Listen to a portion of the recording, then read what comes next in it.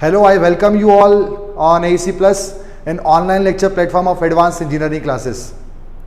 तो हम अभी क्वांटिटी सर्विंग एंड कॉस्टिंग का 4th चैप्टर पढ़ रहे हैं और 4th चैप्टर का नाम था मेथड्स ऑफ बिल्डिंग एस्टीमेट। मैंने आपको बताया था कि हम इस चैप्टर के अंदर जो एस्टिमेशन करने जा रहे हैं, एस्टीमेट जब हम करते हैं तो एस्टिमेटेड कॉस्ट निकालने के लिए हमें quantity of material and labour पता करना पड़ता है और quantity of material and labour पता करने से पहले हमें किसी कंस्ट्रक्शन प्रोजेक्ट में कितने वर्क या कितने आइटम्स इन्वॉल्व हैं उनका क्वांटिटी मेजरमेंट करना पड़ता है। मतलब कि कोई एक कंस्ट्रक्शन प्रोजेक्ट है, उसमें जितने भी कार्य आते हैं, जितने भी आइटम्स इन्वॉल्व होते हैं, जैसे कि plastering work, pointing work, earth work excavation, RCC work, RB work, earth work in excavation, इन सभी वर्क का पहले मेजरमेंट निकालना पड़ता है। कितना कोई कार्य होने वाला है, सपोज दीवार बनी तो कितनी दीवार बननी है, मिट्टी की खुदाई कार्य कितना आना है, मिट्टी की भराई होनी है, अर्थवर्क इन फिलिंग तो वो कितना होना है, उसके आधार पे कितनी सामग्री लगेगी और कितना लेबर लगेगा ये पता किया जा सकता है। और जब मटेरियल और लेबर की क्वांटिटी निकाल पाएंगे तभी रेट से मल्टीप्लाई कर कर हम एस्टिमेटेड कॉस्ट पर पहुंचेंगे। यानी कि किसी कंस्ट्रक्शन प्रोजेक्ट की एस्टिमेट कॉस्ट निकालनी है तो रेट के साथ में quantity of material and labour भी पता होनी चाहिए। और quantity of material and labour पता करने से पहले यह पता करना पड़ेगा कि ओवरऑल कंस्ट्रक्शन प्रोजेक्ट में जितने भी वर्क इन्वॉल्व हैं उनमें कितना कोई वर्क होने वाला है। मतलब पहले वर्क की क्वांटिटी निकालेंगे फिर ही मटेरियल लेबर की क्वांटिटी निकल पाएगी। और वर्क की क्वांटिटी निकालने का हमारा क्यूएससी का यही चैप्टर है जिसका नाम है मेथड ऑफ बिल्डिंग एस्टीमेट। इसमें हम मेजरमेंट करेंगे पर मटेरियल लेबर का नहीं, डिफरेंट आइटम्स और वर्क का मेजरमेंट, क्वांटिटी मेजरमेंट किया जाएगा इन ए कंस्ट्रक्शन प्रोजेक्ट। क्लियर है सभी को यहां तक? मैंने आपको यह बताया था कि हमारे पास दो प्रकार की मेथड होती है, long wall short wall method. Previous lecture में हम डिस्कस कर चुके हैं कि long wall short wall method और सेंटर लाइन मेथड दो हमारे पास मेथड है जिसके द्वारा हम डिफरेंट वर्क्स और आइटम्स जो कि कंस्ट्रक्शन प्रोजेक्ट में इन्वॉल्व है उनका हम क्वांटिटी मेजरमेंट करते हैं। यहां पर हमने यह भी डिस्कस किया था कि सेंटर लाइन मेथड और long wall short wall method में दोनों में क्या डिफरेंसेस हैं। हमने ये डिस्कस किया था कि long wall short wall method में टाइम ज्यादा लगता है जबकि सेंटर लाइन में कम लगता है। लॉन्ग वॉल शॉर्ट वॉल थोड़ी सी लेबोरियस है बट आपकी सेंटर लाइन उतनी लेबोरियस नहीं है। आपका जो लॉन्ग वॉल शॉर्ट वॉल है वो थोड़ी सी सिंपल अप्रोच वाली है, सिंपल फॉर्मूला है, एक वही फॉर्मूले को लगाते जाओ आपका क्वेश्चन सॉल्व हो जाएगा।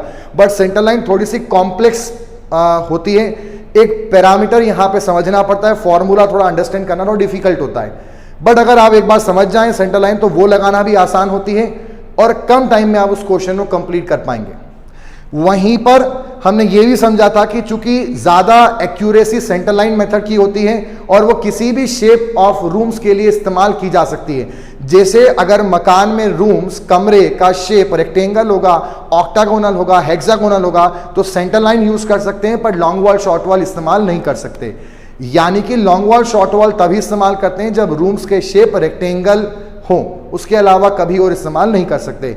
इसलिए इन दो कारणों से, दो कारण कौन कौन से कि आपका centre line method rectangle rooms और ऑक्टागोनल और हेक्सागोनल किसी भी शेप के लिए इस्तेमाल किया जा सकता है और उसमें गलती होने के चांसेस कम होते हैं। इस कारण सीपीडब्ल्यूडी भी सेंटर लाइन मेथड का यूज करता है।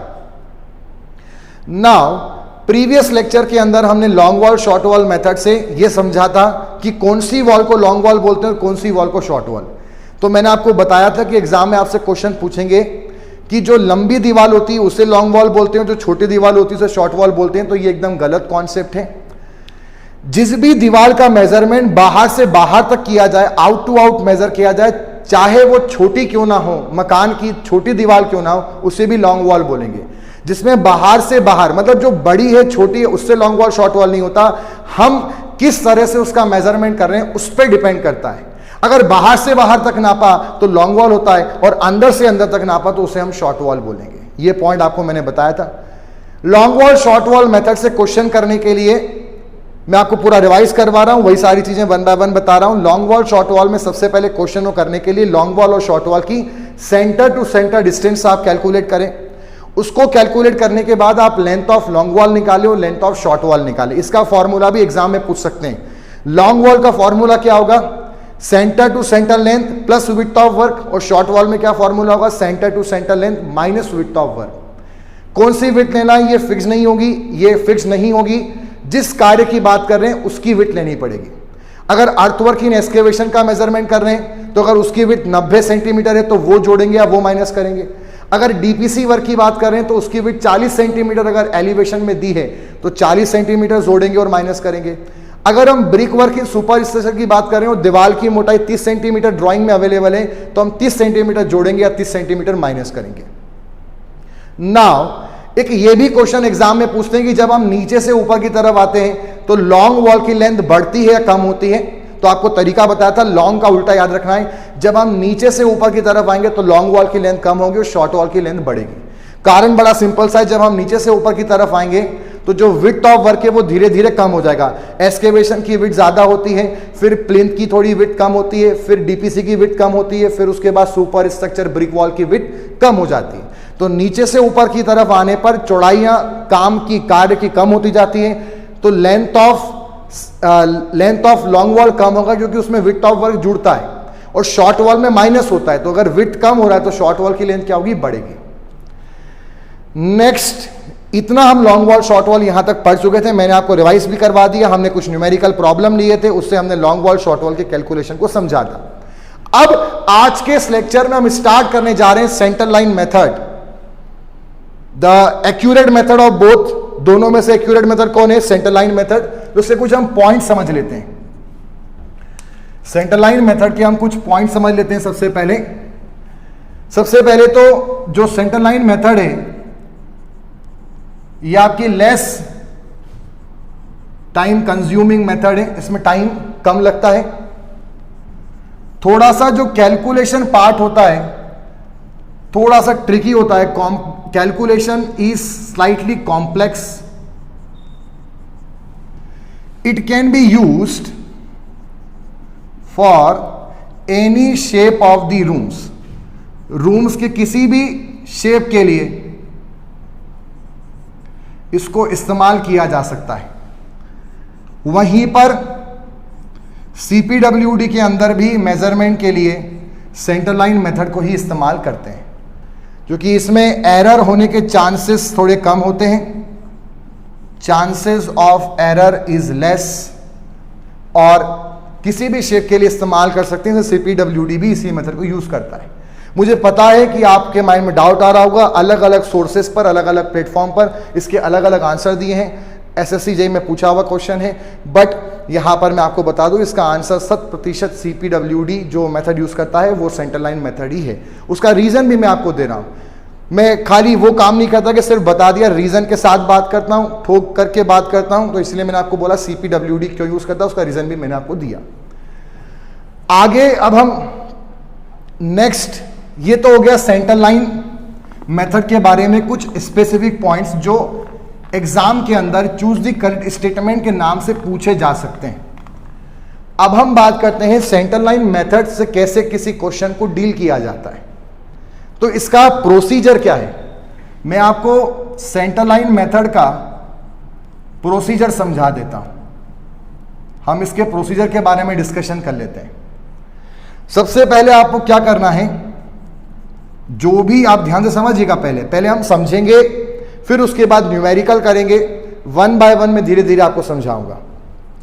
सबसे पहले आप जो पूरा मकान है उसकी total centre to centre length, सबसे पहले आप वो कैलकुलेट करिए।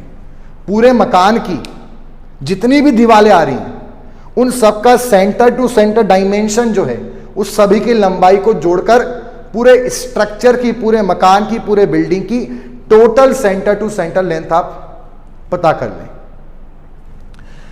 दूसरी चीज,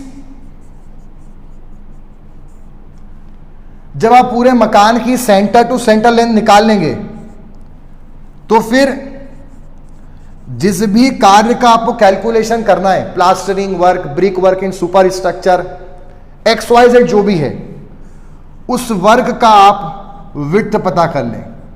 जैसे डीपीसी वर्क है तो 40 सेंटीमीटर, अर्थवर्क इन एक्सकेवेशन है तो 90 सेंटीमीटर या 1 मीटर, सीमेंट कंक्रीट फाउंडेशन है तो 90 सेंटीमीटर 1 मीटर, जो ड्राइंग में दिया है वो विड्थ वहां पे ले लें।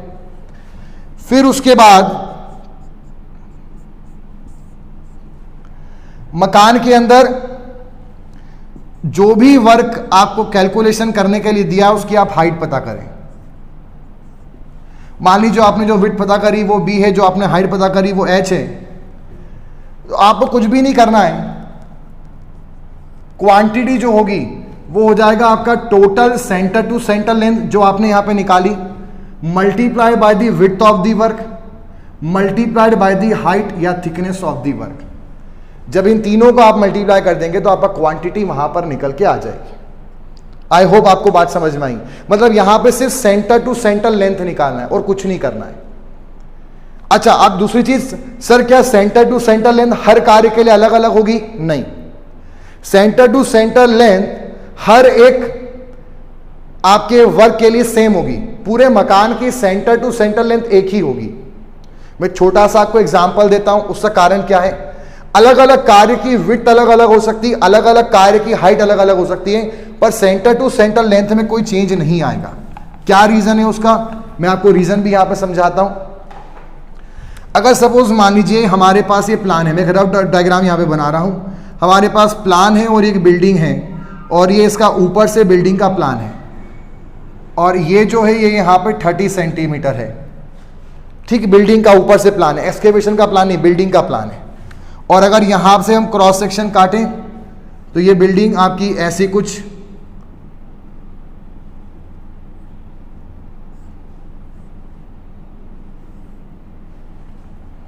यहां पे शो हो रहा है, ये आपका सीमेंट कंक्रीट फाउंडेशन,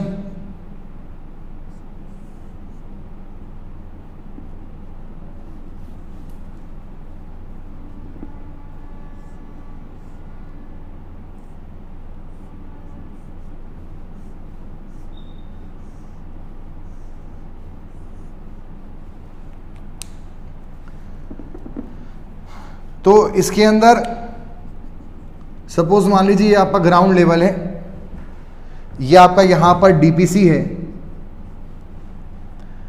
और ये आपका ऐसे प्लिंथ है, ये आपका पूरा यहां पर फाउंडेशन पार्ट है। तो अगर आप देखेंगे तो इस दीवार का जो सेंटर है वही डीपीसी का सेंटर, इतना मानेंगे आप, वही प्लिंथ का भी सेंटर है, वही फुटिंग का भी सेंटर है, वही इस फुटिंग का भी सेंटर है और वही सीमेंट कंक्रीट फाउंडेशन का सेंटर है और वही इस पूरे गड्ढे का भी सेंटर है। मतलब देखें तो सेंटर अगर हम बनाएं, हमारा मकान जो है उसकी दीवार का अगर हम सेंटर देखें तो सेंटर सभी वर्ग का क्या होता है, सेम होता है। तो यहां पर हमें क्या करना है, टोटल पूरे स्ट्रक्चर में जितनी भी दीवार आ रही है उसकी जो लेंथ है वो केंद्र से केंद्र तक की नापनी है। फॉर ए डमी एग्जाम्पल, अगर सपोज मान लीजिए यहां से लेकर यहां तक की जो लंबाई है वो है ए, यहां से लेकर यहां तक की जो लंबाई है वो है बी, यहां से लेकर यहां तक की लंबाई डेफिनेटली कितनी हो जाएगी, स्मॉल ए, और यहां से लेकर यहां तक की भी जो लंबाई है वो कितनी हो जाएगी, स्मॉल बी, सेम होगा। तो आपका ये जो है ये सेंटर टू सेंटर डायमेंशन इस दीवार का, ये क्या है बी, इस दीवार का सेंटर टू सेंटर लेंथ है, ये इस दीवार का सेंटर टू सेंटर लेंथ है और ये इस दीवार का सेंटर टू सेंटर लेंथ है। Total centre to centre length कितनी हो जाएगी, 2a प्लस 2b, 2 बार ए और 2 बार बी, ये हो गया आपका total centre to centre length of this building. तो अब चाहे आपका क्वेश्चन अर्थवर्क इन एक्सकेवेशन का है तब भी centre to centre length 2a plus 2b ही रहेगी, चाहे सीमेंट कंक्रीट फाउंडेशन की बात हो तब भी वही रहेगी, चाहे फुटिंग या प्लिंथ का कैलकुलेशन हो तब भी वही रहेगी, चाहे कैलकुलेशन डीपीसी का हो तब भी वही रहेगा, और चाहे ऊपर masonry work in super structure का हो तब भी कैलकुलेशन वही रहेगा। सेंटर टू सेंटर लेंथ का मतलब है जितनी भी दीवारें हैं उनकी जो लंबाई है केंद्र से केंद्र तक नापी गई, उन सबका कुल योग, टोटल जोड़, और वो पूरे उसके लिए सेम होगा। कारण क्या है वो आपको बताया कि इसका जो केंद्र है, सबका जो केंद्र है वो सेम ही होगा। तो इसलिए वो जो है वो पार्ट सेम रहेगा, अलग अलग कार्य के लिए विड्थ और थिकनेस यानी हाइट में अंतर आएगा, सिर्फ वही हमें चेंज करना है। तो अब अभी मैंने आपको सिर्फ यहां पर सेंटर लाइन मेथड के अंदर सिर्फ उसका एक प्रोसीजर समझाया कि करना क्या है। सबसे पहले जो भी हमें प्लान दिया है, ड्राइंग दी है, उस ड्राइंग का हम total centre to centre length पता करें और उस कार्य की जो भी विड्थ है और हाइट से मल्टीप्लाई कर दें, we will get the answer. अब हम इसी बात को एक एग्जाम्पल के द्वारा समझने की कोशिश करते हैं। चलिए, यहां पर एक क्वेश्चन मैं ले रहा हूं,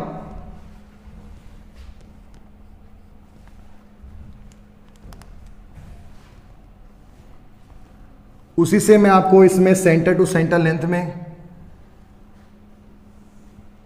क्या करना है वो आपको यहां पे समझ में आ जाए। चलिए, तो यहां पर हमारे पास में एक न्यूमेरिकल प्रॉब्लम हमने लिया, क्वेश्चन नंबर 1, और इस क्वेश्चन में हमें दिया है कि एक सपोज एक बिल्डिंग है जिसमें एक ही कमरा है, बिल्डिंग में एक ही कमरा है, अलग अलग कमरे नहीं, एक ही कमरा है, और इसकी जो इनर डायमेंशन है, लॉन्गर वॉल वो 8 मीटर है और शॉर्टर वॉल की जो इनर डायमेंशन है, इनर डायमेंशन वो 6 मीटर है।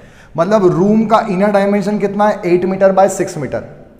जो यहां पर ये दीवार आपको दी गई है ये है 30 सेंटीमीटर, यानी ये जो आपको यहां पर ड्राइंग अवेलेबल है, दिस इज द प्लान, और ये जो आपको यहां पे मेंशन है ये है इसका सेक्शनल एलिवेशन।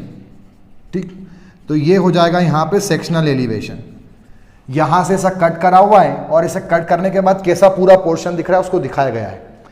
तो ये यहां पर 30 सेंटीमीटर प्लस 30 प्लस 40 मतलब 100 सेंटीमीटर यानी 1 मीटर अंदर गड्ढा खोदा गया है, जिसमें यह है सीमेंट कॉन्क्रीट फाउंडेशन, यह है फुटिंग नंबर 1 जो कि 1 मीटर चौड़ी है और 30 सेंटीमीटर गहरी है।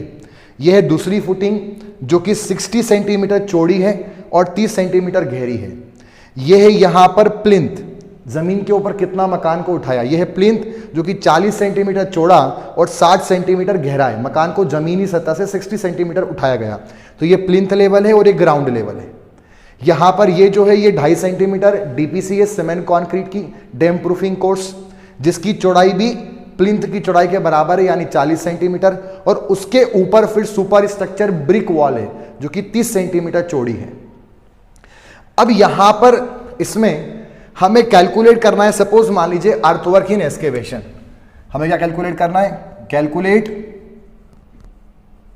Quantity of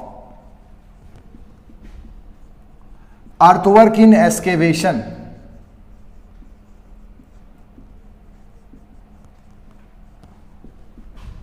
using centre line method. Centre line method के द्वारा अर्थवर्क इन एक्सकेवेशन को हमें कैलकुलेट करना है। तो कैसे कैलकुलेट करेंगे वो देखिए।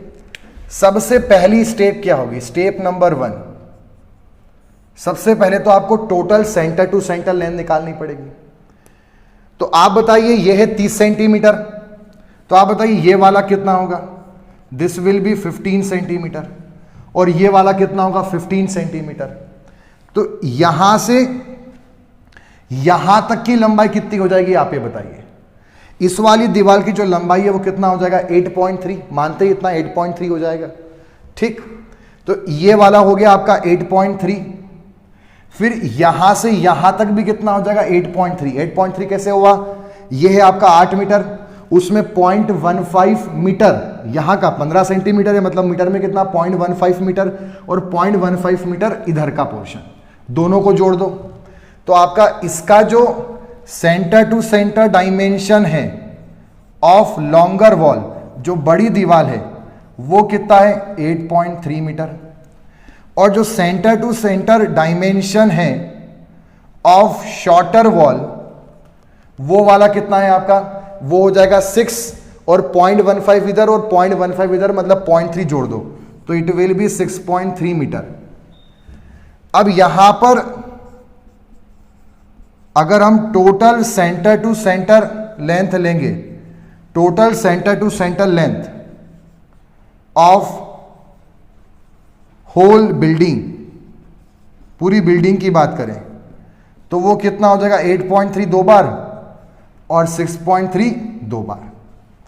तो कितना बन जाएगा आप ये बताओ, 8.3 2 टाइम्स और 6.3 2 टाइम्स। तो अगर हम इनको जोड़ेंगे तो दिस विल बी 29.2 मीटर।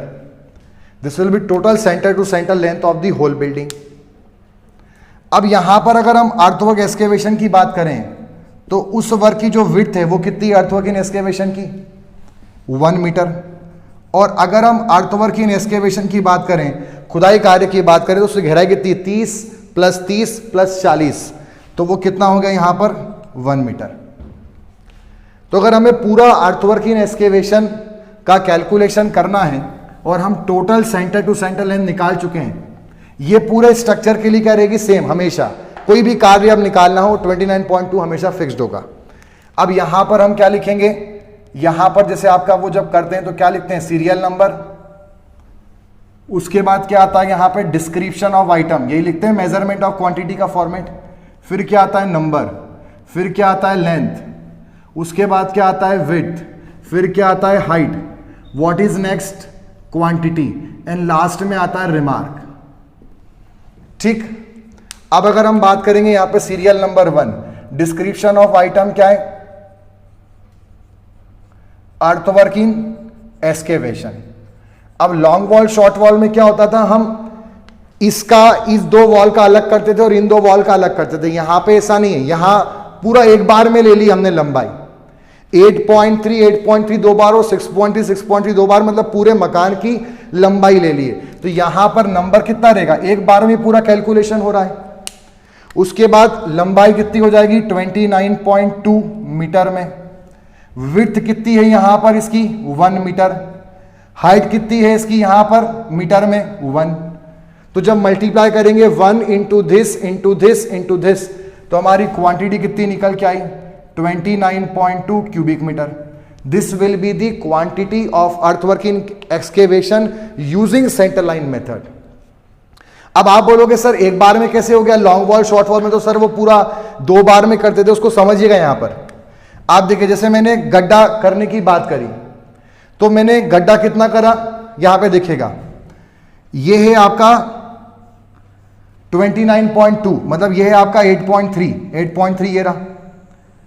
ठीक, अब 8.3 और मैंने चौड़ा कितना करा 1 मीटर, समझिएगा। मान लो ये 1 मीटर है ना। अभी हम गड्ढे की बात कर रहे हैं, मान लो यहाँ पर पूरा गड्ढे का एक्सकेवेशन है, गड्ढे की प्लान की बात कर रहे हैं।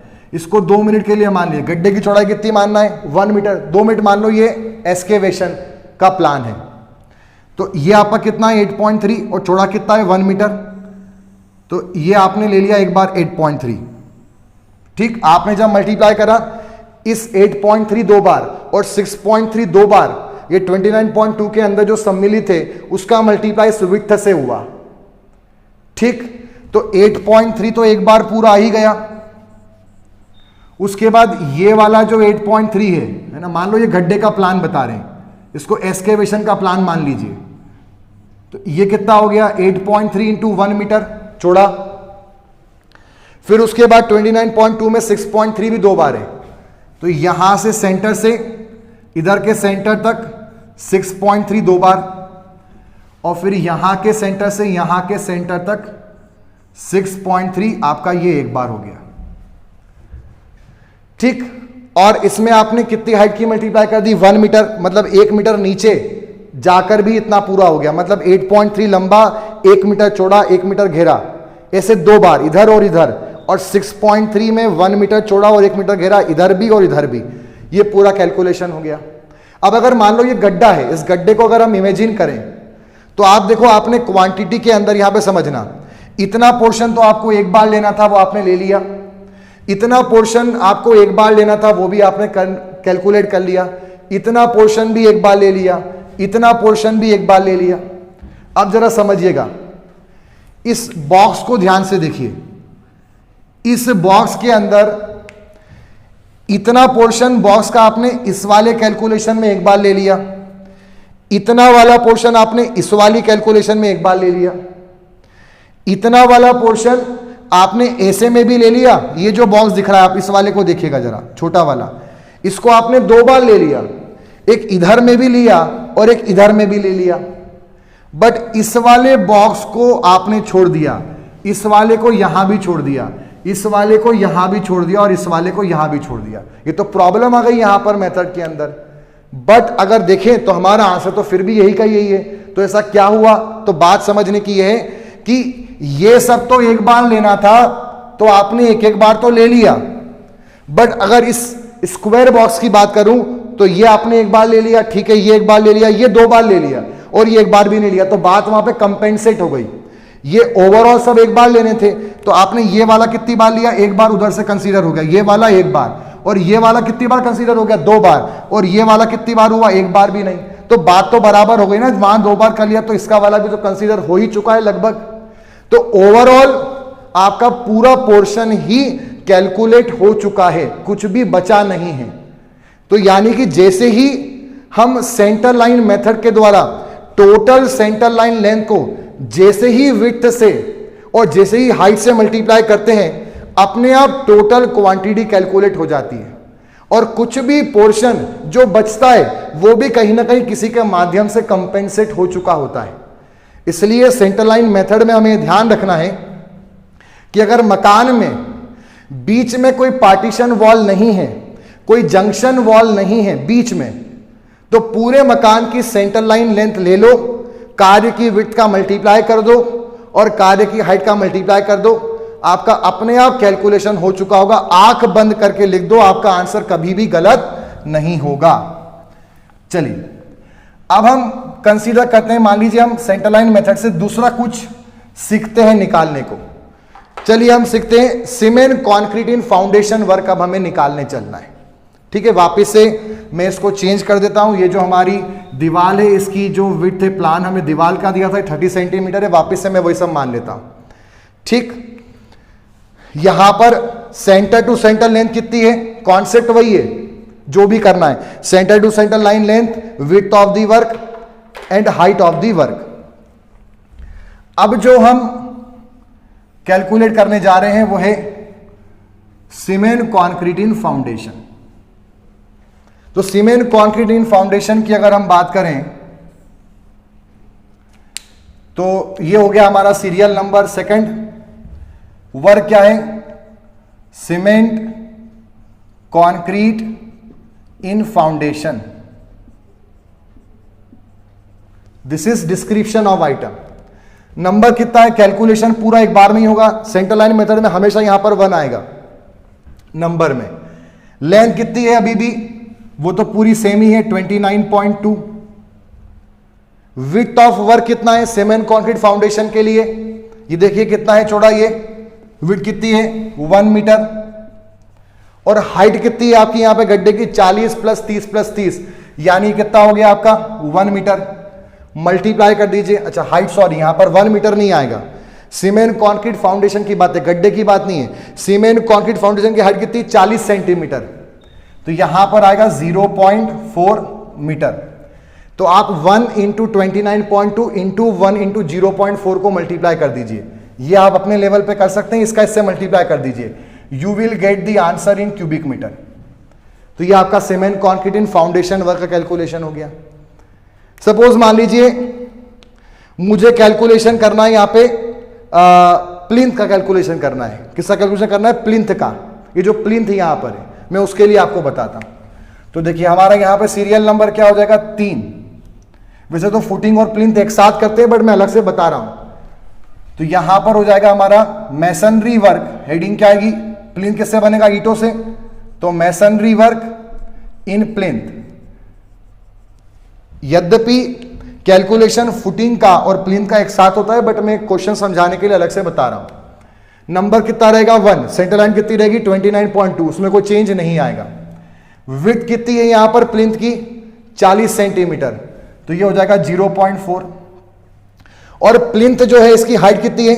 जमीन के ऊपर मकान, जमीन लेवल और डीपीसी के बीच की जो हाइट है वो प्लिंथ की हाइट है, वो कितनी? 60 सेंटीमीटर। तो वो कितना हो जाएगा यहां पे? 0.6।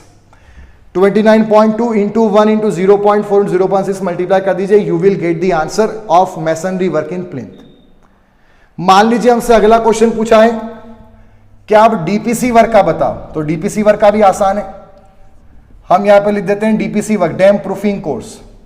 अब इसका हमें यहां पर सब कुछ मेंशन करना है। डीपीसी वर्क होगा तो यहां पे नंबर अभी भी कितना आएगा 1। सेंटर लाइन मेथड में हमेशा नंबर कितना रहता है 1, जो कि पूरा कैलकुलेशन हम एक बार में कर रहे हैं सारी दीवालों का। लंबाई कितनी आएगी अभी भी 29.2। हमारे पास डीपीसी वर्क की जो चौड़ाई है वो कितनी है प्लिंथ के बराबर, यानी वो कितनी है 40, तो यहां पर आ जाएगा 0.4। उसके बाद हाइट कितनी है डीपीसी की 2.5 सेंटीमीटर, और height all over India same ही होती है डीपीसी की, इसलिए कभी भी हम हाइट यहां पे मेंशन नहीं करते, इसलिए हमने उसको ब्लैंक छोड़ दिया। अब क्वांटिटी कैसे निकालेंगे, तो इसकी लेंथ और इसकी विड्थ का आपस में मल्टीप्लाई कर दो, 29.2 इंटू 4 उतना निकाल लो। हाइट मेंशन नहीं करते हैं, you will get the answer in square metre. DPC में हाइट मेंशन नहीं करते हैं, तो आपका स्क्वायर मीटर के अंदर डीपीसी वर्क का कैलकुलेशन हो जाएगा। यानी कि मैं आपको ये समझाना चाह रहा हूं कि सेंटर लाइन मेथड के अंदर अगर मकान के बीच में कोई पार्टीशन वॉल नहीं है, कोई पार्टीशन वॉल नहीं है, तो आपका total centre to centre length में आप सारे दीवालों का सेंटर टू सेंटर डायमेंशन को जोड़ दो, उसमें कोई भी करेक्शन नहीं करने पड़ेंगे, कोई भी चेंजेस नहीं करने पड़ेंगे। समझ में आया? मतलब total centre to centre length का फॉर्मूला क्या होगा, centre to centre dimension of all the wall, कोई चेंजेस नहीं होंगे। क्लियर है सभी को यहां तक? जब तक कि पार्टीशन वॉल नहीं है, जब तक कि पार्टीशन वॉल नहीं है मकान में, बहुत सारे कमरे नहीं है, तब तक कैलकुलेशन बड़ी सिंपल है। सेंटर टू सेंटर डायमेंशन में कोई भी करेक्शन नहीं आएगा, कोई चेंजेस नहीं आएगा। ठीक, अब हम समझते हैं कोई दूसरा एग्जाम्पल। अब हम कोई दूसरा एग्जाम्पल समझने चलते हैं। चलिए, तो हमारे पास यहां पर एक दूसरा क्वेश्चन है, question number second, example number 2, और इसमें हमारे पास एक ऐसा प्लान दिया हुआ है बिल्डिंग का जिसकी दीवार की जो मोटाई है वो 30 सेंटीमीटर है। उसमें एक कमरा ये वाला है, दूसरा कमरा ये वाला है, और ये बीच में यहां पर अगर आप देखेंगे तो ये जो आपको दिख रहा है इसको बोलते हैं पार्टीशन वॉल। क्या बोलेंगे? Partition wall. और ये जो आपको यहां पे दिख रहा है इनको बोलते हैं जंक्शन। क्या बोलते हैं? जंक्शन। तो आप बताइए यहां पर जंक्शन कितने हैं? जहां पर 2 या 2 से अधिक दीवारें आके मिलती हैं, 2 से अधिक दीवारें, जैसे यहां भी 2 दीवारें मिल रही हैं, बट इसको जंक्शन नहीं बोलेंगे, इसे कॉर्नर बोलेंगे। तो कॉर्नर मतलब जहां 2 दीवारें बने, जंक्शन उसको बोलेंगे जहां 2 से अधिक दीवारें आके मिलती है। तो ये जंक्शन है, ये भी जंक्शन है।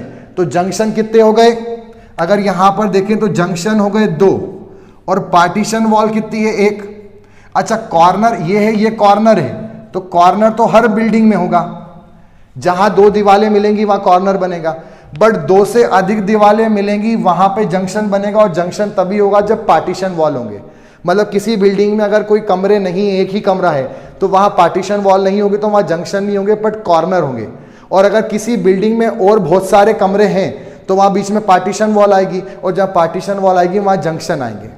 अगर हम देखें तो मान लो जितनी पार्टीशन वॉल होगी, जब पार्टीशन वॉल बनेगी तभी जंक्शन आएगा। तो पार्टीशन वॉल अगर 1 होगी तो जंक्शन कितने होंगे? 2। मतलब अगर पार्टीशन वॉल अगर n है तो जंक्शन कितने होंगे? 2n। अगर पार्टीशन वॉल m होगी तो जंक्शन कितने होंगे? 2 टाइम्स ऑफ n। मतलब हमेशा ऑब्वियस सी बात है, जितनी पार्टीशन वॉल बनेगी उतने जंक्शंस बनते जाएंगे, उसके डबल, उतने नहीं, उसके डबल जंक्शंस बनेंगे। ये बात आप ध्यान रखिएगा, ये बात हमें यहां पे समझने वाली है। आगे बढ़ते हैं। अब मैं कॉर्नर, ये पार्टीशन वॉल वाली बात यहां से हटा देता हूं। तो ये चीज क्या होती है, ये आपको यहां पे समझ में आ गया। अब सबसे पहले हमें क्या निकालना पड़ेगा? हमें इस कमरे का जो इनर डायमेंशन है वो दिया है 6 बाय 4 मीटर, और इसका जो हमें दिया है वो है ये 4 मीटर, और ये वाला ऑब्वियस सी बात है कितना होगा? 4 मीटर का। तो यहां जितनी भी दीवारें दिख रही, कौन सी दीवार दिख रही है? एक तो ये वाली जो दीवार है उसको हम पूरा 1 लेंगे, इसको पूरा 1 लेंगे, 2 हो गया, इसको 1 लेंगे 3, इसको लेंगे 4, इसको लेंगे 5। तो 1 पूरी ये दीवार, 2 पूरी ये दीवार, 3, 4, 5, 5 दीवारों के सेंटर टू सेंटर लेंथ को हम जोड़ेंगे। तो यहां पे देखिए, अगर हम देखें तो centre to centre dimensions of long wall, जो बड़ी दीवार है, बड़ी दीवार कितनी दिख रही? ये वाली, इसके सेंटर टू सेंटर डायमेंशन आप जोड़ो, तो ये वाला कितना है 6 मीटर, यहां से लेकर यहां तक 6 मीटर, फिर कितना है 0.3 तो कितना हुआ 6.3, फिर कितना हुआ 4 तो कितना हुआ 10.3, फिर ये कितना होगा 0.3 का हाफ, और ये कितना होगा 0.3 का हाफ। तो यहां से लेकर यहां तक इसका पूरा सेंटर बनेगा, तो ये डायमेंशन कितना बनेगा 6 और 4 10 प्लस 0.3 10.3, 0.3 का आधा इधर 0.3 का आधा इधर, मतलब ये बनेगा आपका 10.6। अच्छा ऐसी कितनी दीवारें, एक तो पूरी ये और एक ऊपर वाली, तो वो कितना हो जाएगा आपका 10.6 इंटू 2। अगर मैं बोलूं यहां पर centre to centre dimension of short wall, अगर मैं शॉर्ट वॉल की बात करूं तो ये वाला कितना है आपका 4 मीटर, तो इसके सेंटर से यहां तक के सेंटर की जो दूरी है वो कितनी होगी 4.3, जो कि 0.3 आधा इधर 0.3 आधा इधर, तो 4.3। ठीक, अब ऐसी दीवार कितनी है, एक ये, दो ये और तीसरी वो, तो कितना हो गया 4.3 इंटू 2।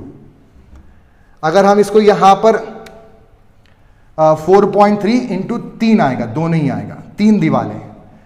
ठीक, इसको हम जोड़ लेते हैं।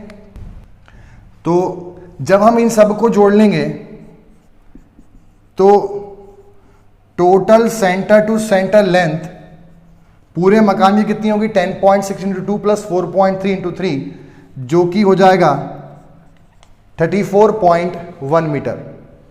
ठीक, तो ये हो गया हमारा यहां पे total centre to centre length.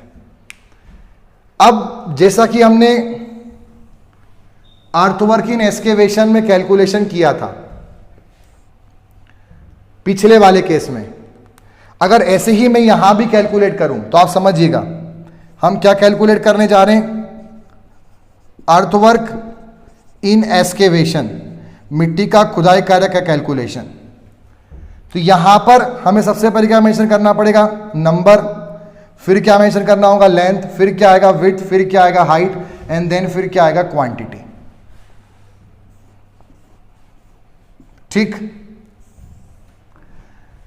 अब अगर इसमें मैं यहां पर बोलूं तो नंबर कितना आएगा अर्थवर्क इन एक्सकेवेशन का 1, पूरा कैलकुलेशन एक बार में कर रहे हैं। जैसे कि पिछली बार मैंने आपको कहा था पूरी लेंथ ले लो, पूरी लेंथ कितनी हो गई, पूरी लेंथ यहां पर हो गई हमारे पास 34.1 मीटर। विड्थ हमारे पास कितनी हो गई वर्क की 1 मीटर, तो विड्थ हो गई हमारे पास वर्क की, गड्ढे की चौड़ाई कितनी हो गई 1 मीटर, और गड्ढे की हाइट कितनी 30 प्लस 30 प्लस 40, तो ये कितना हो गया यहां पर हमारे पास 1 मीटर। तो ऐसे केस में इसका जब पूरा मल्टीप्लाई करेंगे तो ये क्वांटिटी कितनी बन जाएगी आपकी यहां पर 34.1 cubic metre. This will be the total quantity. अब जरा देखते हैं ये सही भी है या गलत है ना। ये जो पूरा कैलकुलेशन है गलत कैलकुलेशन है, ऐसा क्यों, पहले उसको समझते हैं। यहां पर देखिए, अगर मान लो इसको मैं गड्ढे का एक्सकेवेशन प्लान मान लूं, जो गड्ढा है ट्रेंच है, जो इसका अर्थवर्क एक्सकेवेशन की बात कर रहे हैं उसका प्लान मान लूं, तो उसकी चौड़ाई कितनी है 1 मीटर। गड्ढा इमेजिन करना है ऊपर से, गड्ढे की चौड़ाई कितनी है 1 मीटर। मान लो एक गड्ढा करा हुआ है, तो यहां पे चौड़ाई कितनी होगी, ये पूरी 1 मीटर मान लो। अब हमने 34.1 का इस कैलकुलेशन में, इस 34.1 के अंदर कौन आ रहा है 10.6, 10.6, फिर कौन आ रहा है 4.3, 4.3, 4.3, इनको जोड़कर ही आपका 34.1 बना है। इन सब का जोड़ इस विड्थ से मल्टीप्लाई हो रहा है। जब ये से मल्टीप्लाई हुआ तो ये हर एक डायमेंशन कहीं ना कहीं इस 1 से यहां पर क्या हुए मल्टीप्लाई हुए। तो अगर हम देखें तो 10.6 का किससे मल्टीप्लिकेशन हुआ 1 से मल्टीप्लिकेशन हुआ। ठीक है, तो देखना यहां पर ये रहा आपका 10.6, तो 10.6 पूरा एक बार देखना 10.6, ठीक, यहां तक 10.6 का कैलकुलेशन हो गया आपका। गड्ढा इमेजिन करना 10.6 लंबा 1 मीटर चौड़ा और 1 मीटर घेरा गड्ढा हो गया इतना कर लिया इमेजिन। फिर यहां पे हुआ, यहां से चालू करा, कितना चौड़ा गड्ढा हुआ 1 मीटर चौड़ा, गहरा कितना हुआ 1 मीटर गहरा, और लंबाई कितनी है 10.6, ये भी हो गया। मतलब जब इसका इससे मल्टीप्लाई हुआ तो इसमें 10.6 इंटू 1 हो गया। तो एक तो ये गड्ढा हो गया नीचे वाला, एक गड्ढा ये वाला हो गया। अब एक 4.3 वाला गड्ढा है, 4.3 मतलब ये वाला मान लो, यहां से चालू हुआ यहां तक, और एक ये वाला गड्ढा हो गया। यहां पे देखें तो एक और 4.3 यहां पर बैठा है, एक 4.3, ये सब हो गए, एक 4.3 ये वाला है, ये यहां से, तो ये इतना हो गया।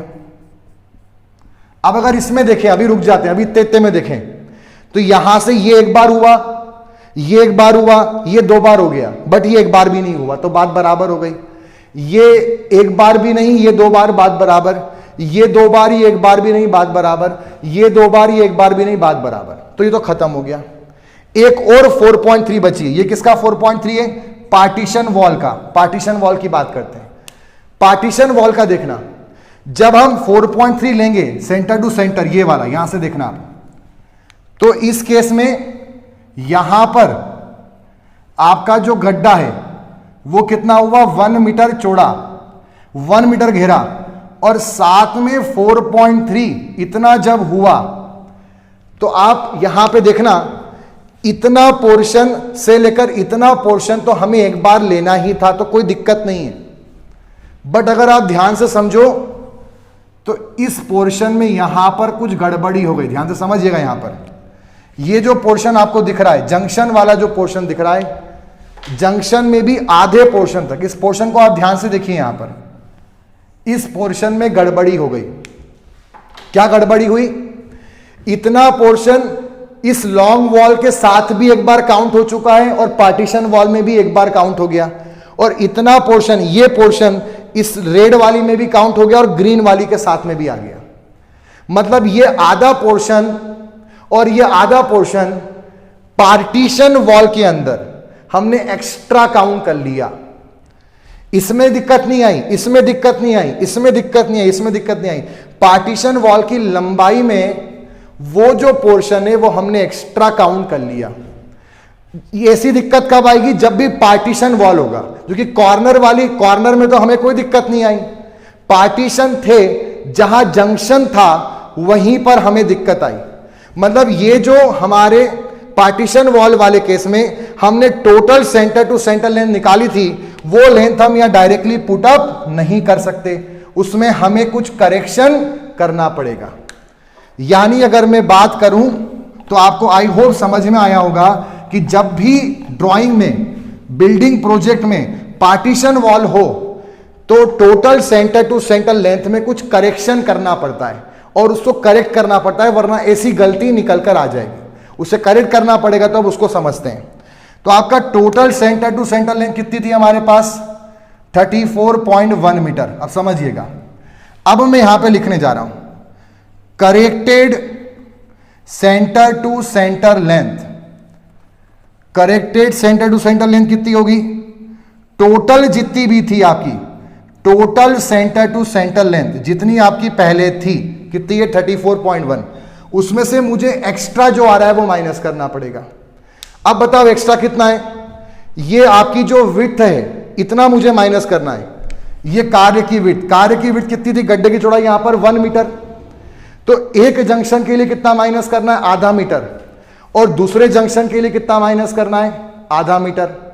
यानी जितना यहां पे देखूं तो विड्थ ऑफ वर्क का आधा, और यहां पे देखूं तो विड्थ ऑफ वर्क का आधा। मतलब इस जंक्शन पे कितना माइनस करना है? Half the width of work. और इस जंक्शन पे कितना माइनस करना है? Half the width of the work. तो हम बोलेंगे corrected centre to centre length बराबर total centre to centre length minus half the width of work into number of junctions, जितने उसमें जंक्शंस अवेलेबल हैं। जैसे यहां पर 2 जंक्शन अवेलेबल हैं तो 2 बार माइनस होगा। या फिर हम इस फॉर्मूले को ऐसे भी बना सकते हैं। क्या बना सकते हैं? Total centre to centre length minus, अगर मुझे जंक्शन की बात नहीं करनी है तो जितने जंक्शन है एक जंक्शन पर b/2। अब एक जैसे ये पार्टीशन वॉल है, तो आप बताओ एक पार्टीशन वॉल के रिस्पेक्ट में कितना बनेगा? तो एक पार्टीशन वॉल पे कितना हुआ? एक जंक्शन पे कितना हुआ? b/2। दूसरे जंक्शन पे कितना हुआ? b/2। एक पार्टीशन वॉल पे कितना हुआ? b/2, और b/2 कितना हो गया? b। तो जितनी पार्टीशन वॉल है उसमें से कितना माइनस करना पड़ेगा यहां पे, minus B into number of partition. I hope आपको यह समझ में आया होगा। ठीक, this is the main formula for corrected centre to centre length in centre line method. जैसे लॉन्ग वॉल शॉर्ट वॉल में क्या था, बहुत सारे अलग अलग वो थे। लॉन्ग वॉल क्या है वो समझो, शॉर्ट वॉल क्या है वो समझो, किसको बाहर से नापा वो लॉन्ग वॉल, जिसको अंदर से नापा वो शॉर्ट वॉल। फिर उसके बाद ये समझो कि लॉन्ग वॉल का फॉर्मूला क्या है, शॉर्ट वॉल का फॉर्मूला क्या है। सेंटर लाइन में इतनी भजबज नहीं है, सेंटर लाइन में सिर्फ एक बात समझनी है, corrected centre to centre length वाला फंडा समझ लो। वो भी अगर पार्टीशन वॉल है तो ही करेक्शन आएगा, पार्टीशन वॉल नहीं है तो कोई करेक्शन नहीं आएगा। अगर पार्टीशन वॉल नहीं है, जंक्शन नहीं है, बिंदास क्वेश्चन को करना है, total centre to centre length निकालना है, वर्क के विड्थ से मल्टीप्लाई करना है, हाइट से मल्टीप्लाई करना है, we will get the quantity. But अगर पार्टीशन वॉल है और जंक्शन है तो फिर करेक्शन लगाना पड़ेगा। और क्या फॉर्मूला बनेगा, number of junction into half the width of work. और अगर पार्टीशन वॉल के रिस्पेक्ट में फॉर्मूला बनाए तो क्या बन जाएगा, B into number of partition. दोनों में से कोई एक फॉर्मूला लगाना है जो आपको उचित लगे। जंक्शन होगा तो b बाई 2, जो कि बात बराबर होगी, पहले आपको बता चुका था। जैसे नंबर ऑफ पार्टीशन फॉर्मूला बनेगा तो वो सेम ही बनेगा, फॉर्मूला जो बनेगा वो आपका सेम ही बनेगा। क्योंकि नंबर ऑफ जंक्शन क्या होते हैं, डबल ऑफ, ये आपको पता है नंबर ऑफ जंक्शन क्या होते हैं, double of partition, double of number of partition wall. तो यहां पे 2 times number of partition wall आ जाएगा, 2 से 2 क्या हो जाएगा, कैंसिल, तो b into number of partition हो जाएगा। तो बात वो बराबर ही है, दोनों फॉर्मूले से आंसर क्या आएगा, सेम, चाहे ये यूज करो चाहे ये यूज करो। तो ये वाला फॉर्मूला आपको मेन ध्यान रखना है, corrected centre to centre length बराबर total centre to centre length minus b by 2 number of junction, और total centre to centre length minus b into number of partition. और यहां पर ये विड्थ किसकी आएगी ये भी समझ लेना, कभी कंफ्यूजन हो। जो भी आपका वर्क है उसकी विड्थ आएगी, बस आंख बंद करके लगा देना। आपका वर्क है अर्थवर्क इन एक्सकवेशन इन फाउंडेशन तो विड्थ आएगी 1 मीटर। आपका वर्क है सीमेंट कंक्रीट फाउंडेशन तो 1 मीटर। आपका वर्क है प्लिन तो 40 सेंटीमीटर। आपका वर्क है डीपीसी तो 40 सेंटीमीटर। आपका वर्क है brick masonry super structure 40 centimetre, तो 30 सेंटीमीटर। ठीक, तो ये इसमें ध्यान रखना कि अगर आपका सुपर स्ट्रक्चर वर्क है तो कितना आएगा, यहां पे 30 सेंटीमीटर आएगा। तो जो भी वर्क है, कंफ्यूज नहीं होना, जो वर्क है उसकी विड्थ यहां पर आ जाएगी। जंक्शन है तो b बाई 2 करेंगे, पार्टीशन वाला फॉर्मूला याद करना है, b करेंगे, चीज एक ही है, दोनों में से कोई सा एक फॉर्मूला लगाना है।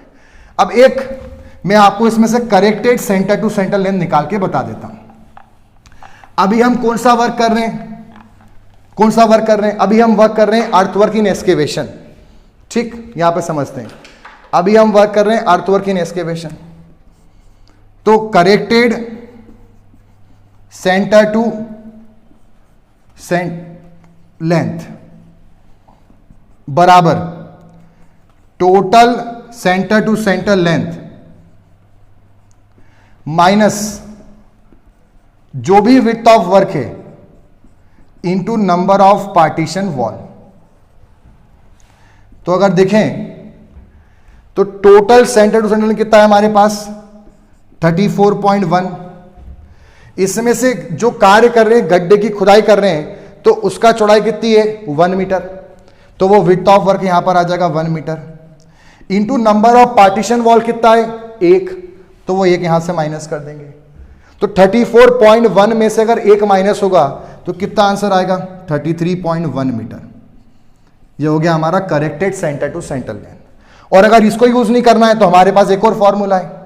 एक और फॉर्मूला क्या है हमारे पास, total centre to centre length minus b by 2 into number of junction.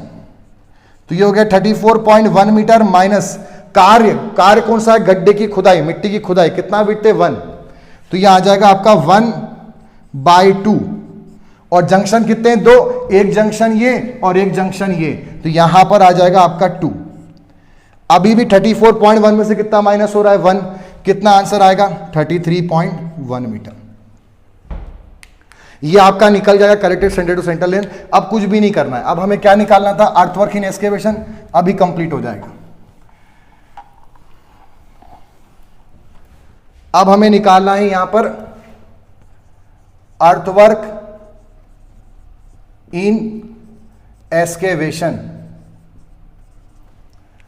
ठीक, इसमें क्या लिखना पड़ता है? Number, length, width, height and quantity.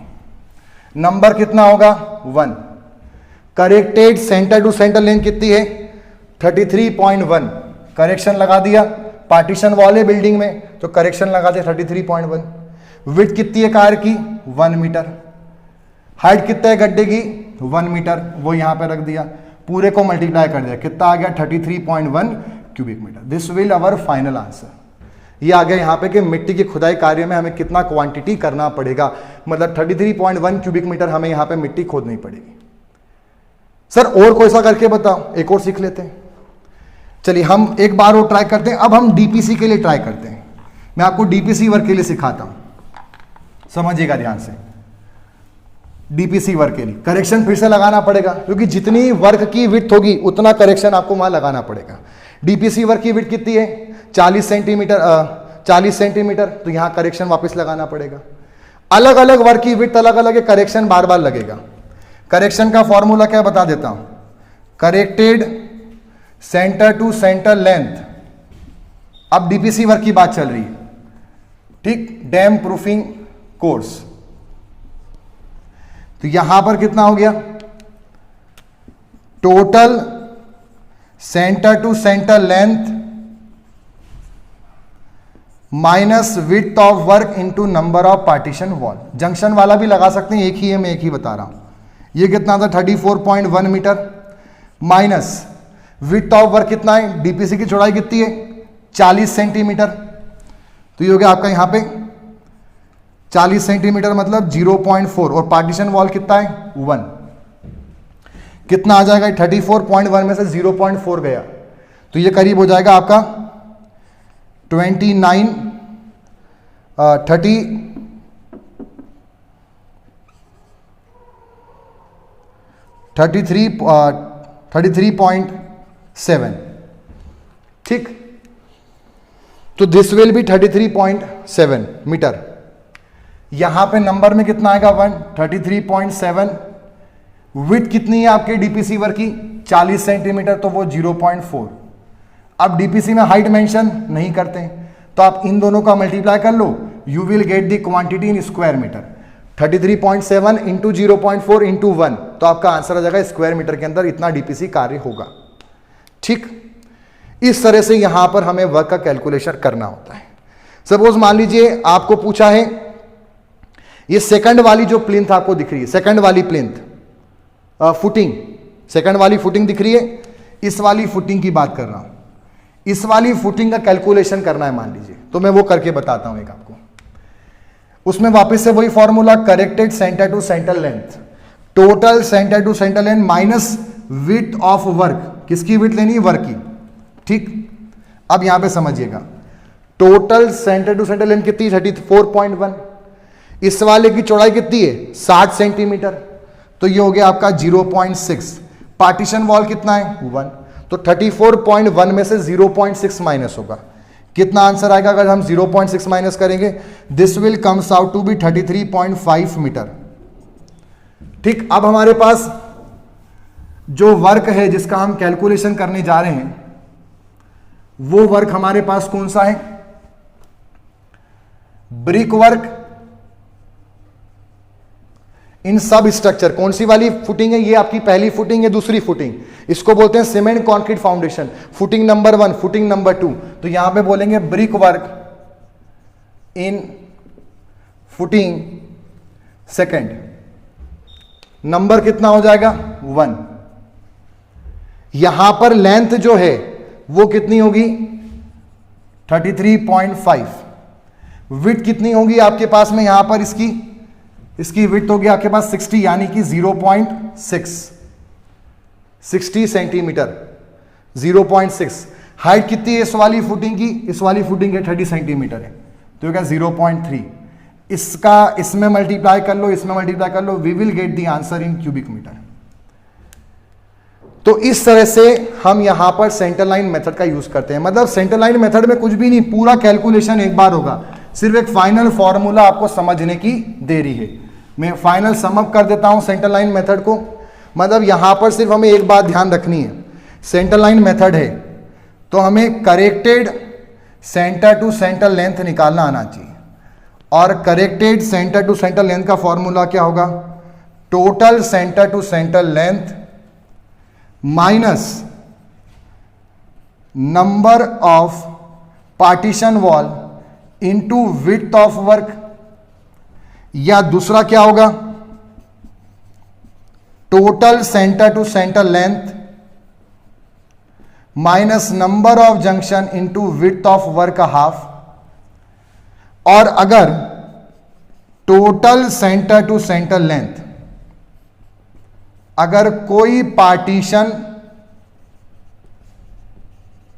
Wall नहीं है तो कोई करेक्शन नहीं करना है। ऐसे क्वेश्चन आपसे पूछेंगे, सेंटर लाइन मेथड में करेक्शन कब करेंगे, करेक्शन तब करेंगे जब पार्टीशन वॉल हो।